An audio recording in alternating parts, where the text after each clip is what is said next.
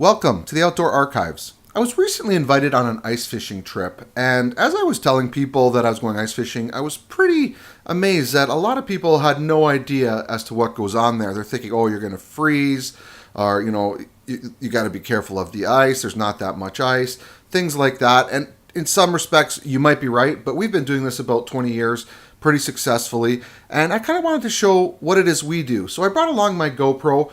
Unfortunately, I didn't have my other camera gear with me as we were limited in space, but I'm going to annotate here as we go along and try to explain at least what a day of ice fishing looks like. So stay tuned.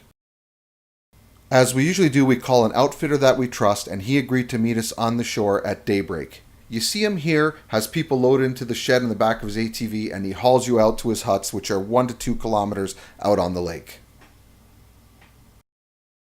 Finally, it was our turn to go, so we load into the travel shed here, we put our gear in, we have a seat, and we prepare for the ride. We got to the hut and frantically set up as day was upon us, but my first order of business was to get the coffee going.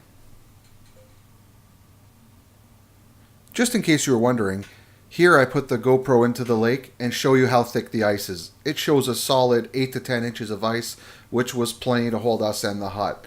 So, you can see here, one of my counterparts has got his bait ready, drops it down the hole, and hoping for some action.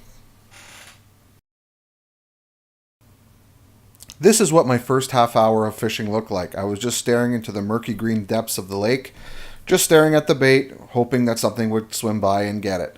Finally, after about a half an hour, one of us had a perch on. And then another, and several more followed after that.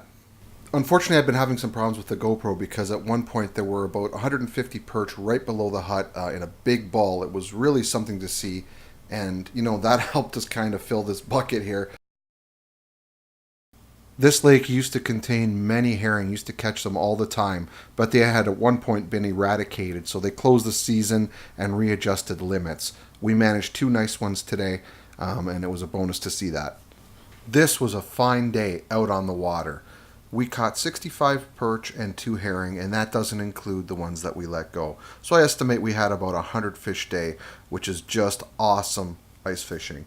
And it's good to see that some of the populations have restored because we haven't done so well in the past couple of years. Thanks again for watching. Really hope you enjoyed this video. If you did, please subscribe. We hope to see you in the next one. Thanks for watching.